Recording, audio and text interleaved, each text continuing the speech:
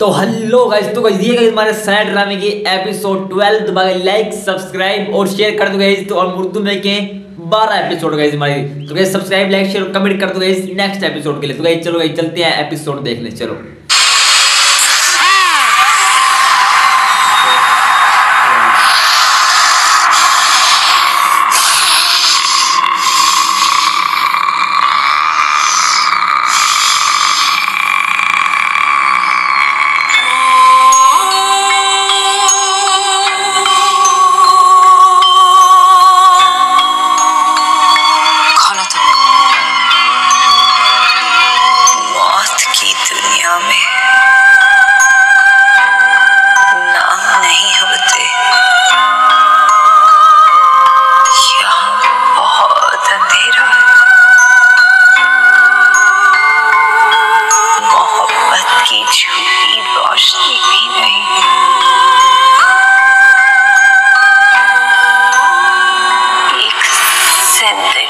खत्म हो गई, कुछ नहीं बदला।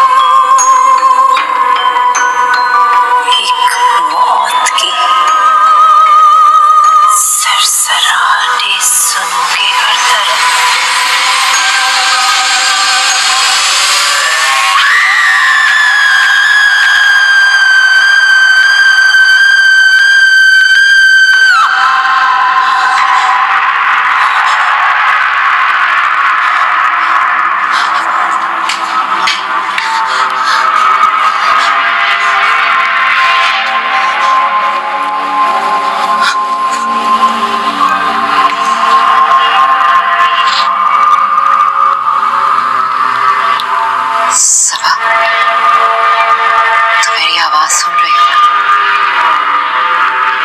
सबा, तुम्हारा ज़हन मेरी आवाज की तरफ माइल हो रहा है। तुम मेरी आवाज सुन रही हो ना?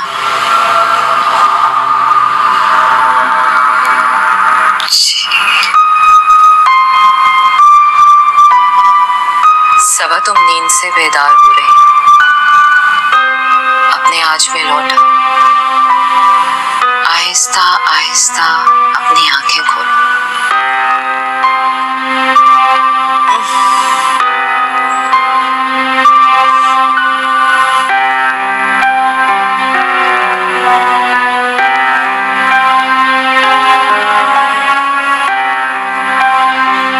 तुम बिल्कुल ठीक हो।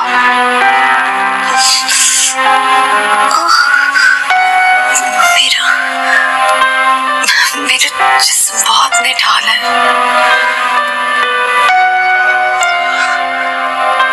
मेरे जिस्म में इतना दर्द क्यों हो रहा? तुम बिल्कुल ठीक हो सबा, तुम्हें कुछ नहीं हुआ।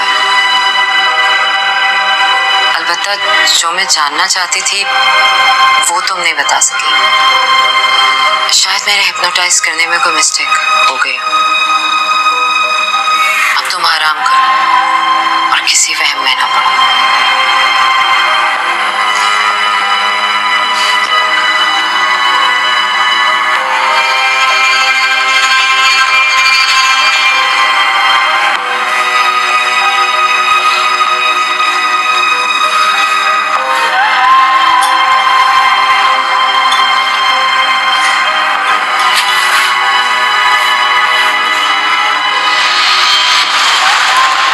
तमाशा शुरू हो गया घर में।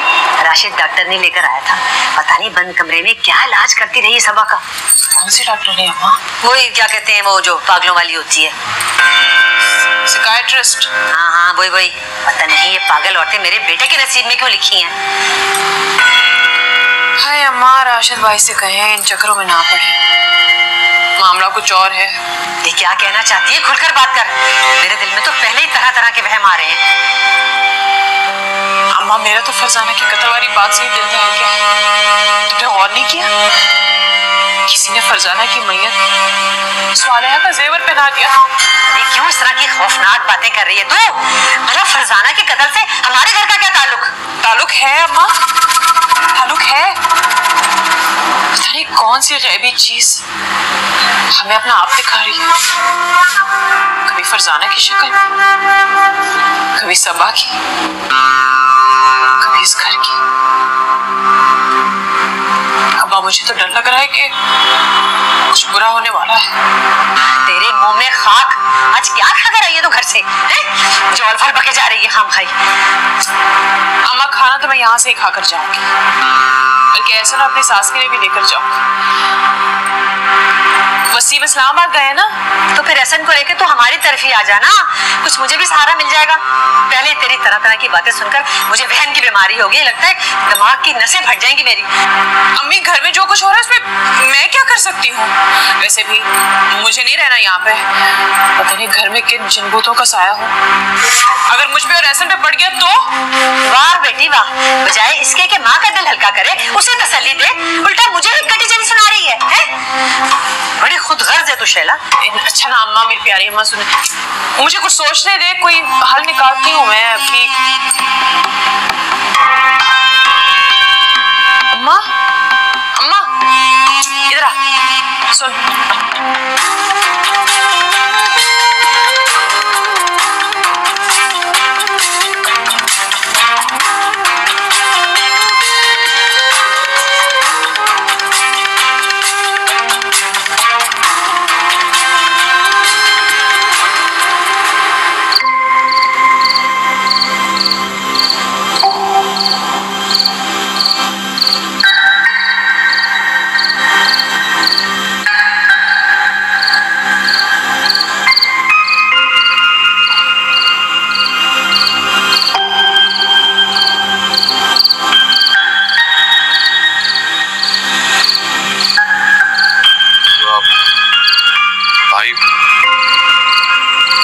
ऑफिस के मैटर्स डिस्कस करने थे, लेकिन लगता है मैंने आपको डिस्टर्ब कर दिया।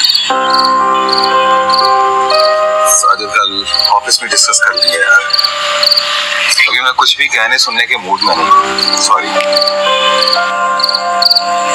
ठीक है भाई, आप रिलैक्स करें।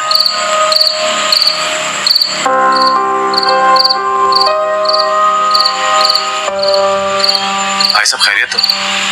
आप इतने उलझे हुए? पता नहीं साजिद,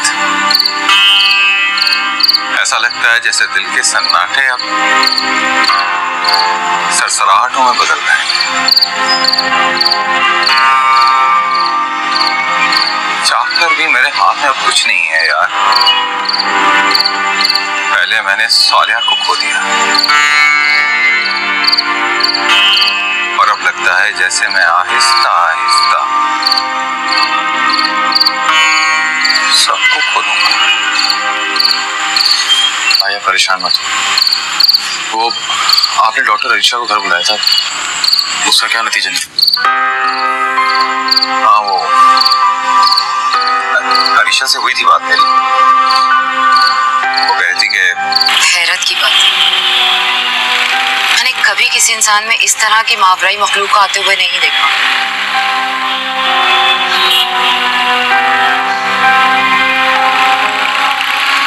मुझे तो अभी भी यकीन नहीं आ रहा। मैं तो इस बात से खौफजदा थी कि पता नहीं मैं सबा को होश में वापस ला भी सकूंगी कि नहीं। अरीशा, मुझे ये तो नहीं पता कि सबा के साथ कोई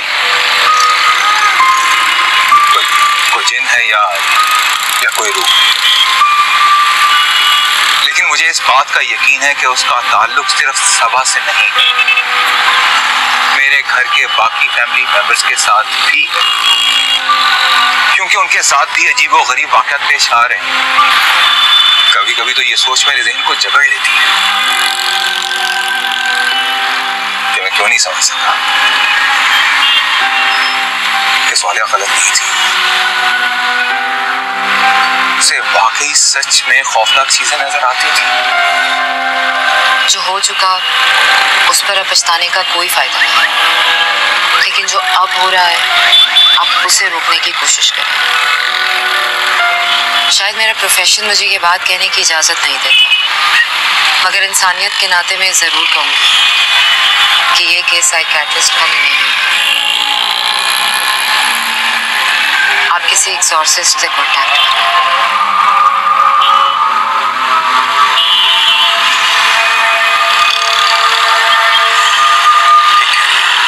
और हाँ, मेरे कहने का ये मतलब हरगिज नहीं है कि मैं इस केस से हाथ उठाऊं। मुझसे जो हो सकेगा मैं जरूर करूंगा।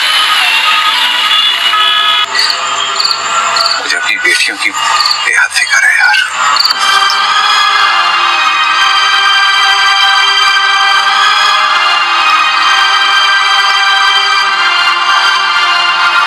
अगर सबा भाभी के अंदर कुछ है तो हम सबके साथ पुरसरार वाकयात क्यों पेश आए? आखिर क्या सच है? हम किसकी मदद लें?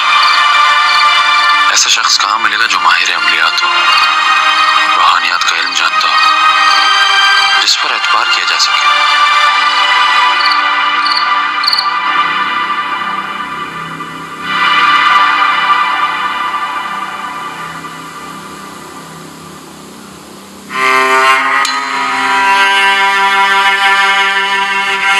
कैसी लगती है आपको शफक?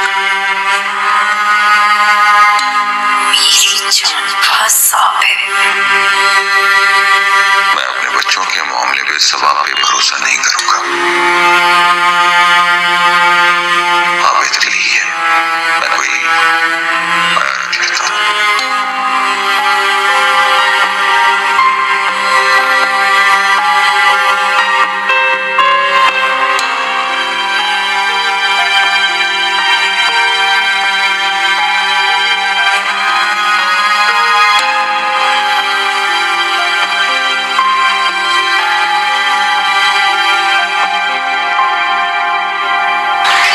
देखो जरा, अरे कितने पीले पड़ गए पत्ते। लगता है कितने अरसे से किसी ने खाद ही नहीं डाली। मैंने नई खाद डाल दी है, पानी भी रोज दे रहा हूँ, नए पत्ते जल्दी आ जाएंगे। अगर मैं ना हो ना तो ये घर चलेगा ही नहीं। हर इंसान के साथ मुझे ही खपना पड़ता है। अफजल, मुझे जरा मिर्चें तोड़ के दो। अच्छा, अपना काम आया है तो तुम्हें मिर्चें याद आ गई हैं? हो गई तशरीफ आ गई लॉन में। अरे बीबी, कभी इन पौधों को भी पानी दे दिया करो। तुम्हारा भी घर है ये। मुझसे इस उम्र में अब ये सारे काम नहीं होते। मैं अकेली कितना काम देखूं? पहले कम जिम्मेदारियां हैं मुझ पे जो मैं ये फूल पौधे भी देखती रहूं। अरे क्या हो गया? क्या यही मिर्चें तोड़कर खा गई जो इतना भड़क उठी? अरे हमने भी घर चलाए हैं, वो भी अकेले। तुम कोई अनोखी नहीं हो दुनिया में। मैं तो यहाँ मिर्चें लेने आई थी, मुझे क्या पता था कि आप यहाँ मिर्चें लगाने बैठी हैं। हर शख्स मेरी जान का अज़ाब है इस घर में, जिसको देखो बातें करता रहता है। ठीक तरह से करो बोटी।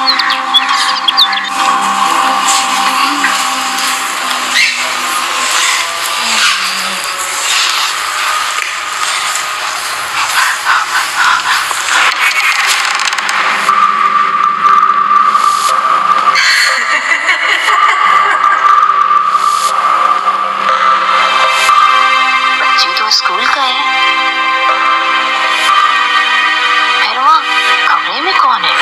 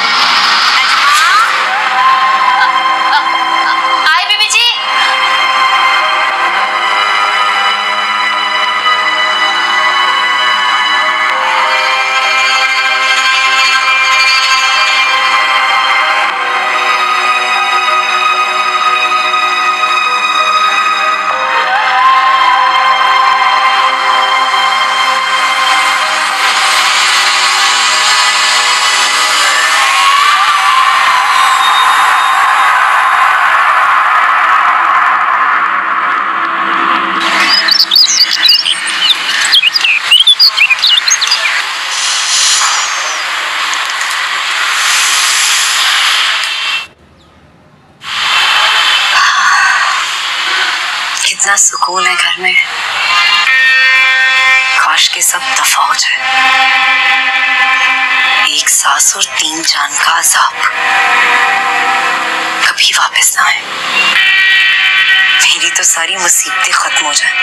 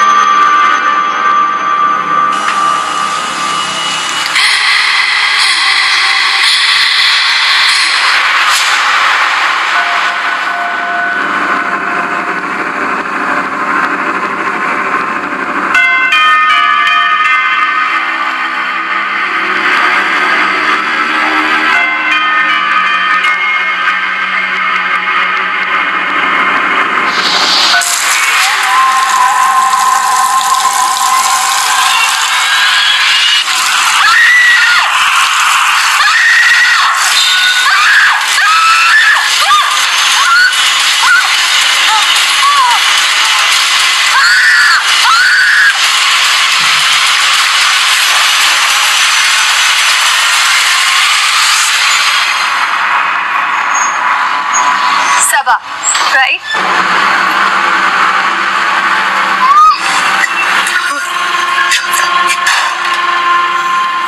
क्या हुआ? ये क्या हो गया बनाया हुआ तुमने?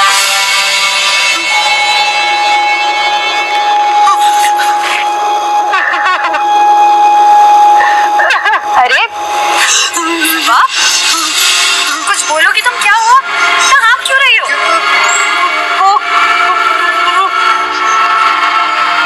मैं ना घर में अकेली थी और मुझे लगता है पीछे से कोई घर में घुसा है। आयुष, मैं पुलिस को बुला। नहीं, शायद मेरा वहम होगा, क्योंकि अगर कोई आया होता तो मैं तुम्हें नजर थोड़ी ना आती सामने। जब तुम खुद कह रही हो कि घर में कोई नहीं आया, तो तुम्हारे चेहरे पे ये खौफ सरासर बेवकूफी है। नहीं, मैंने कहा ना मेरा वहम होगा। तुम आओ, मैं फ्रेश होकर आती हूँ। तुम जाना मत। हाँ, जाने के लिए थोड़ी ना आई हूँ। हाँ, आओ।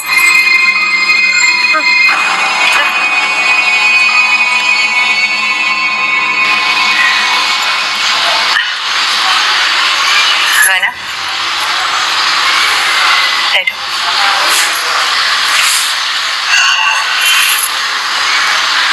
एक लम्हे के लिए तो मैं तुम्हें पहचान ही नहीं पाई, हालांकि तुम वैसी की वैसी हो, उतनी प्यारी।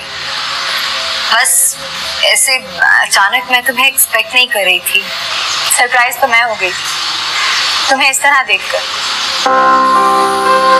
मैंने पहले तुम्हारे मैके फोन किया, आंटी ने बताया तुम्हारी शादी के बारे में। मैं तो सुनकर हैरान ही रह गई कि तुमने अकेले ये सब कुछ सह लिया। पहले तुम्हारे निकाह का टूटना और फिर ये कठिन ससुराल। मैं अमेरिका क्या चली गई, इतनी पढ़ाई हो गई तुम्हारे लिए सबा कि मुझे कुछ भी नहीं बताया। ऐसा हरगिज़ नहीं है गाना। मैंने बस अपने आप को इस दुनिया से छुपा लिया। तुम अंदाजा भी नहीं लगा सकती कि तलाक का दाग लेकर जीना किस कदर मुश्किल होगा। जब राशिद का रिश्ता आया तो मैंने अम्मी की खातिर हाँ कर दी। मुझे क्या मालूम था कि मेरी जिंदगी मजीद कठिन हो जाए। क्या राशिद भाई तुम पर जुल्म करते हैं? मैं उनके लिए निकाह में लाई गई एक नौकरानी, बस। और तुम ये सब खामोशी से सह रही हो? एक बार निकाह में ठुकराई हुई औरत खामोश रहने के सिवा और कर भी क्या सकती है। लेकिन मैं जिस सबा को जानती थी वो दबी हुई शख्सियत की मालिक नहीं।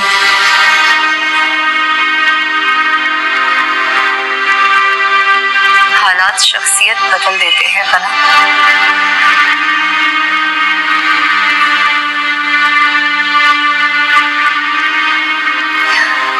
और बता, सब कैसा चल रहा है?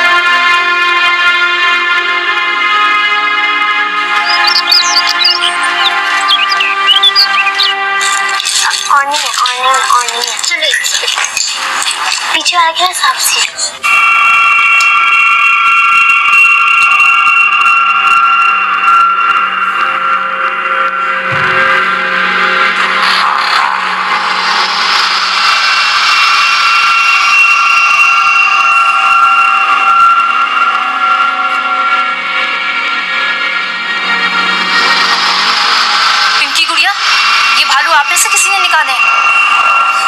अलमारी में समेट के गई थी।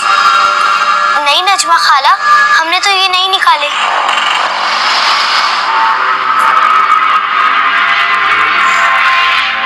पहले ये निशान साफ कर दूं, फिर शफक को फिर बुलाती हूँ।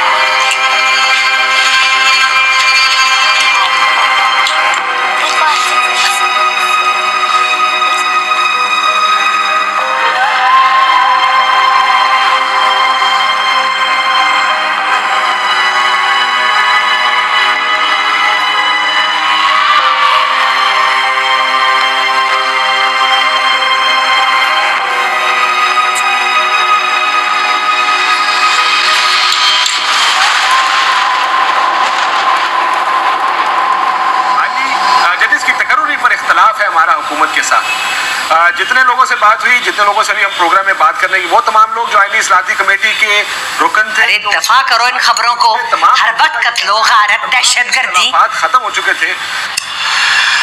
बस बेगम, दिल कुड़ता है ये सब हालात देखकर।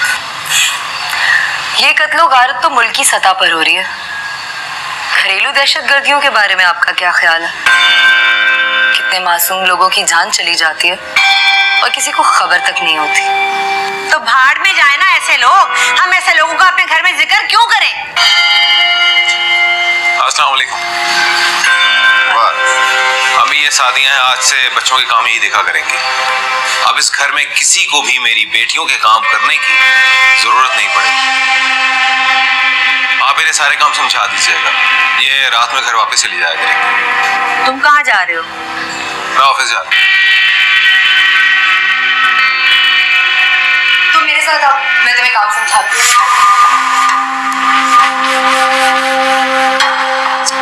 लतीफा, ये क्या हो रहा है घर में? है क्या सारा पैसा नौकरों पर लुटाओगी? तुम तो बहुत तारीफ करती थी सबा की। ये जिम्मेदारियां निभाई हैं उसने बच्चियों को संभालने की। मेरी तो मत मारी गई थी जो मैंने शैला की बात मान ली और इसको ब्याह के अपने घर ले आई। इसने क्या जगह बनानी है राशिद के दिल में? बल्कि मुझे लगता है कि सबा ने साफ साफ राशिद को कह दिया है कि बच्चों की जिम्मेदारी मुझसे नहीं संभाली जाती। इसीलिए राशिद सबा को देखकर बता रहा था कि मेरे बच्चों के काम करने की कोई जरूरत नहीं।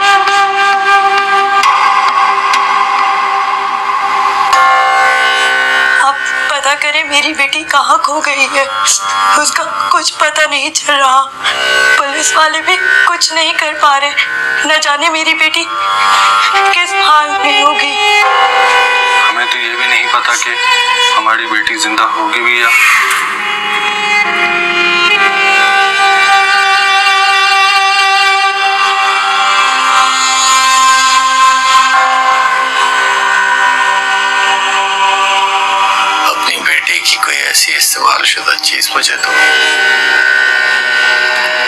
पे उसका लफ्ज हो।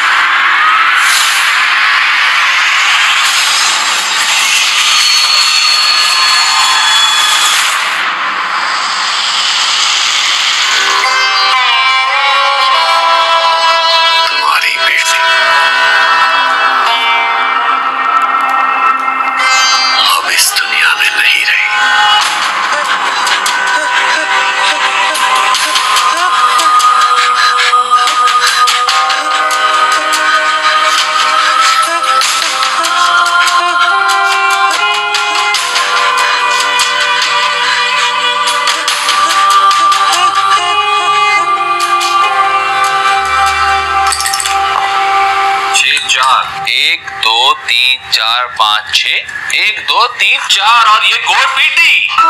मुझे नहीं खेलना दो, मुझे अपनी डॉल की शादी करनी है, मगर मुझे खेलना है क्योंकि गुड़िया हर बार गुड्डे के साथ शादी करके चली जाती है, फिर वो कभी वापस नहीं आती। ओहो, तो इसमें रोने वाली क्या बात है? मुझे बहुत बुरा लगता है जब मुझे मेरी गुड़िया छोड़ के जाती है। तो बेटा इस बार आप गुड्डे की शादी करा लें, गुड़िया जाने के बजाय आपके पास एक गुड़िया आ जाएगी। वाह चाचू, ये तो बहुत अच्छा आइडिया है। पिंकी, अब तो तुम मेरे साथ खेलोगी ना? क्यों ना हम चाचू की शादी कर दें, हमारे पास एक चाची आ जाएंगी। अरे अगर हमने चाचू की शादी कर दी तो हमें एक नई डॉल मिल जाएगी। देख रहे भैया, अपनी गेम की खातिर आपकी बेटियां मुझे बकरा बनाने के लिए तैयार है। तो इसमें हर्जी क्या है? बिल्कुल ठीक तो कह रही हैं। कैसी बातें कर रहे हैं भाई, घर के हालात देख। साजिद, एक गम की खातिर आप तमाम खुशियों को नजरअंदाज नहीं कर सकते भाई। जब की जब देखी जाएगी, अभी मेरा शादी करने का कोई प्लान नहीं है। हाँ मैं जा रहा हूँ, वरना आप सारा दिन किसी शादी की प्लानिंग में लगा देंगे। आप निपटाएंगे गेम इसके साथ। हाँ भाई, कौन जीत रहा था और कौन हार रहा था? मेरी रेड वाली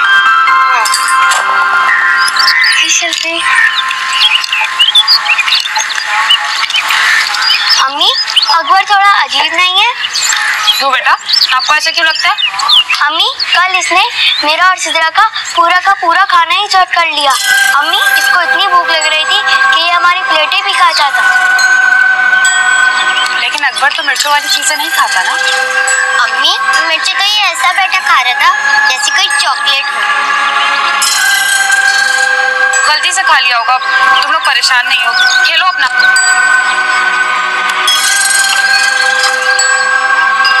अब तो बच्चों को भी महसूस होने लगा, पता नहीं ऐसा क्या है अकबर में। वो ना, इस बच्चे में कोई खास बात है।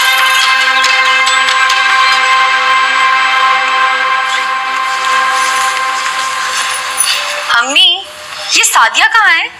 अरे बीबी, तुम कौन सा किसी करोड़पति के घर से ब्याह कर आई हो जो इस तरह हुक्म चला रही हो? अरे ना कपड़े, ना सफाई, ना बर्तन, तुमसे तो बच्चियां तक संभाले नहीं गई। हाँ तो आप भी जरा मेरी माँ को पहले बता देती ना कि आपको अपने बेटे के लिए बीवी नहीं, उसके बच्चों के लिए आया चाहिए, तो मेरी माँ कभी रिश्ता नहीं देती आपको। अरे जान छुड़ाई है उसने तुमसे। तलाक याफ्ता का रिश्ता लेता कौन है? ऊपर से जिन भूत भी साथ लेकर आ गई हो तुम।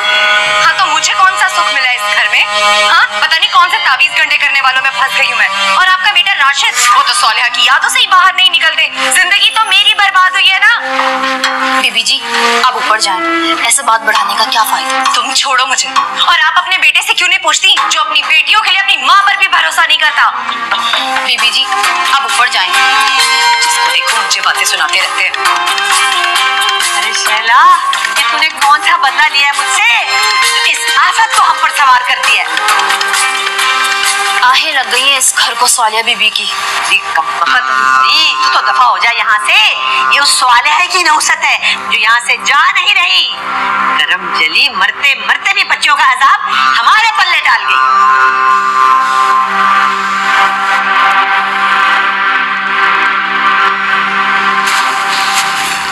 सबा के साथ इतना कुछ हो गया और वो अब बता रही है।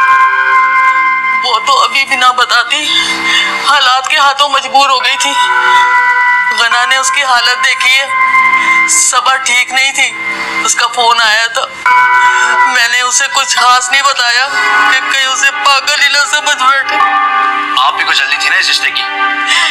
इसहाक बेटा, अब जो होना था वो हो गया। ये सोचो कि आगे क्या करना है।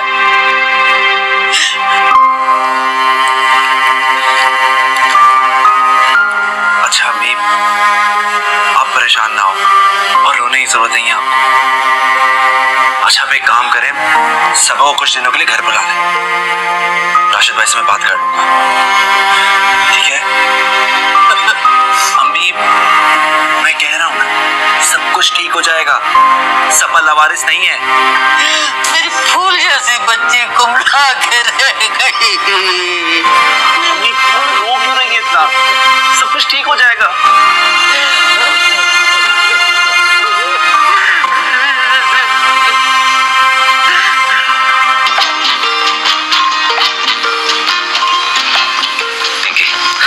खाना खा जाओ। जब घर आओ तुम्हारी कोई ना कोई शिकायत सुनने को मिलती है। मैं तंग आ चुका हूँ रोज की इस चिक चिक से। अच्छा, तो कान भर दिए उन्होंने आपके? मैं मानता हूँ कि अम्मी सख्त मिजाज है, लेकिन इसका ये मतलब हरगिज नहीं है कि तुम्हारे बात में उनसे बहस करो। और कुछ ना सही तुम घर का माहौल तो ठीक रख सकती हो या नहीं? राशिद, अगर वो मेरी तजलील करेंगी तो आगे से बातें तो सुननी पड़ेंगी। मैं हमेशा चुप नहीं रह सकती। और वैसे भी क्या आप अपनी अम्मी के लिए सालिहा से भी ऐसे लड़ते थे? सालिहा ने कभी भी अम्मी के सामने जुबान नहीं चलाई थी, क्योंकि बहुत साबिरा थी वो। और तुम जो हर वक्त उसके मुकाबले के लिए खड़ी हो जाती हो, कभी उस जैसा बनने की कोशिश भी की है तुमने? मुझे बनना भी नहीं है, वरना मेरा भी वही हशर होगा जो सालिहा का हुआ था। उसकी मौत के जिम्मेदार सिर्फ आपके घर वाले नहीं है, आप खुद भी जिम्मेदार। अरे जो शख्स अपनी चहेती बीवी को तहफ़्फ़ुज़ नहीं दे सका, मैं तो किसी गिनती में नहीं आती। बेवकूफ थी जो इस घर में नेक उम्मीदों के साथ आई थी। जब खामोशी और सब्र का फल आपकी पहली बीवी को नहीं मिला, तो मुझे क्या खाक मिलेगा?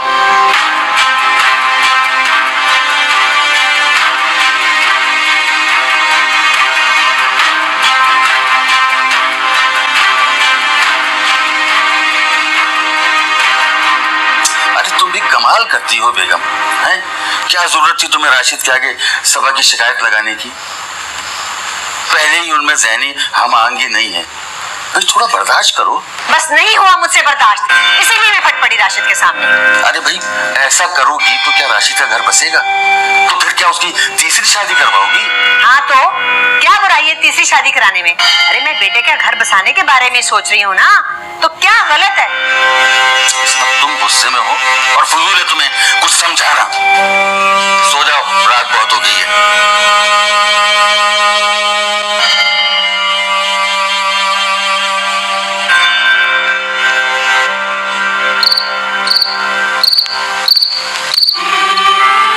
उसकी मौत के जिम्मेदार सिर्फ आपके घर वाले नहीं है, आप खुद भी जिम्मेदार हैं। अरे जो शख्स अपनी चहेती बीवी को तहफ़्फ़ुज़ नहीं दे सका, मैं तो किसी गिनती में नहीं आती। ठीक ही तो कहती है सबा, मैं वाकई अपनी सालिहा का ख्याल नहीं रख सका।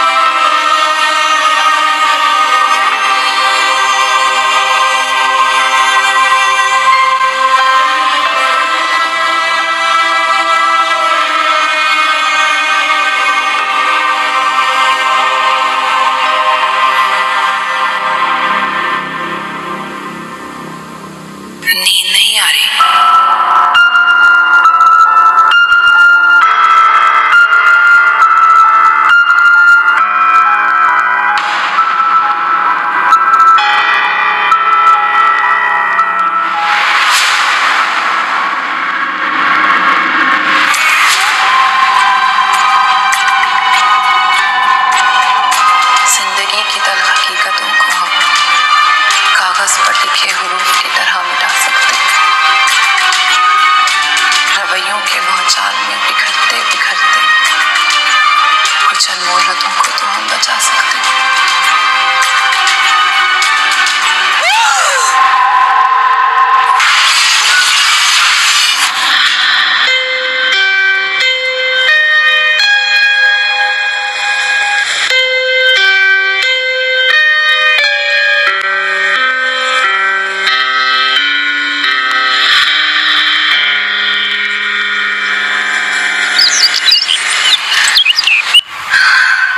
यहाँ कुछ नहीं बदला और ना ही बदलने की उम्मीद है।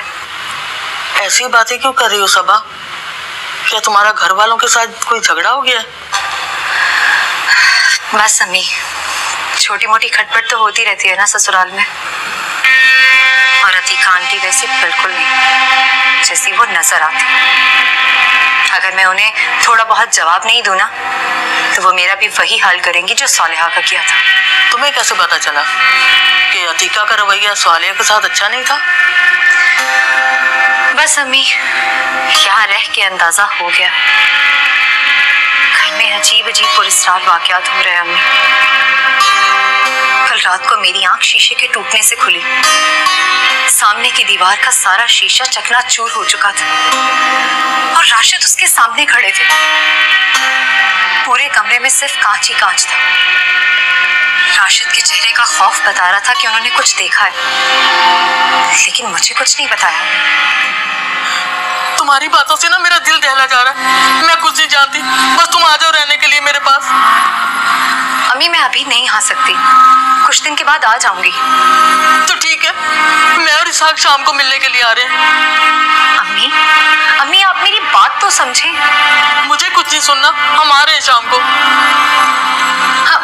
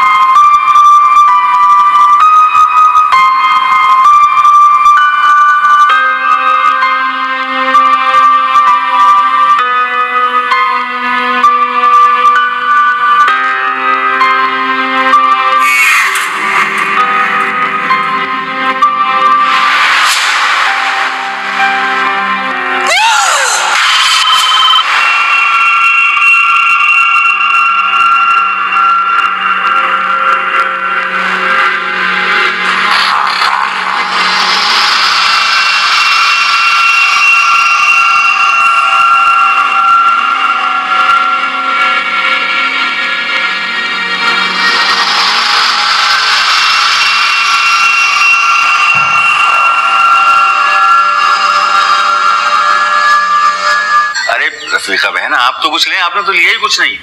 नहीं भाई, वो गुंजाइश नहीं है। खामखा आपने इतना तकल्लुफ कर दिया। अरे अजी, हमने क्या तकल्लुफ किया? ये सब आपकी बेटी ने ही किया है। वैसे आपने बड़े दिनों बाद शक्ल दिखाई है। लगता है बेटी को ब्याने के बाद आपने भी सुख का सांस लिया होगा। नींदें तो अम्मी की बेटी ब्याने के बाद उड़ गई हैं।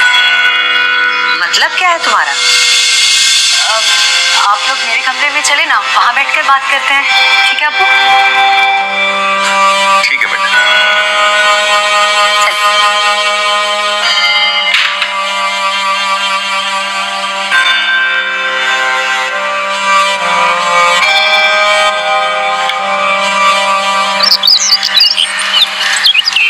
आपने सबा की सास का रवैया देखा है? मेरा तो दिल चाह रहा है कि एक पल के लिए बिना छोड़ सबा को यहाँ। बेटियों के मामले में ज्यादा जज्बाती नहीं होते हैं। और सबा, घर के मामलात को तल्ख कलामी की बजाय समझदारी से हल करो बेटा। और हमसे छुपाने की कोई जरूरत नहीं, हम तुम्हारे साथ हैं। मुझे जुम्मे को शादी के मज़ार पे न्याज देनी है, तुम मेरे साथ चलना। राशिद से मैं बात कर लूंगी और तुम्हें दम भी करवा दूंगी। बेटा, तुम जब चाहो मैं के आ सकती हो, हमें तुम्हारा इंतजार रहेगा। कुछ दिन के बाद आऊंगी रहने के लिए। सबा, कभी भी कोई भी मुश्किल आन पड़े बस एक फोन कर देना। तुम्हें परेशान होने की कोई जरूरत नहीं है।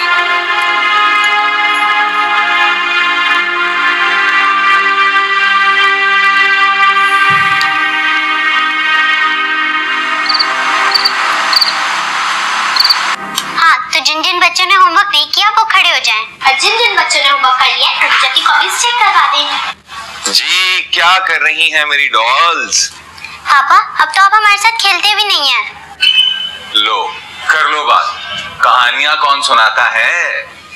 पापा, आप हमें घुमाने भी तो नहीं लेकर जाते ना। ये बात कुछ सही है। ऐसा करते हैं कि कल हम आइसक्रीम खाने चलेंगे। याहू! राशिद, मैंने कल अपनी एक दोस्त को खाने पे बुलाया है।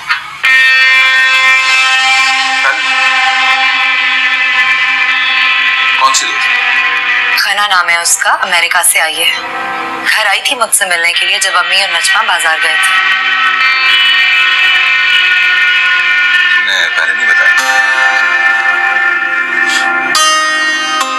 आप मुझे वक्त देंगे, मुझसे बात करेंगे, तभी तो मैं आपको कुछ बता सकूंगी। तंज मारने का कोई मौका जाने भी दिया? कभी सीधे मुंह बगैर शिकायत के मुझसे बात करो तो उनसे बात करने में कोई मजाका नहीं है मुझे। ये भी सही है, सारे मसाइल मुझ में ही हैं। खैर, हो सके तो कल मेरी दोस्त से मिल लीजिएगा।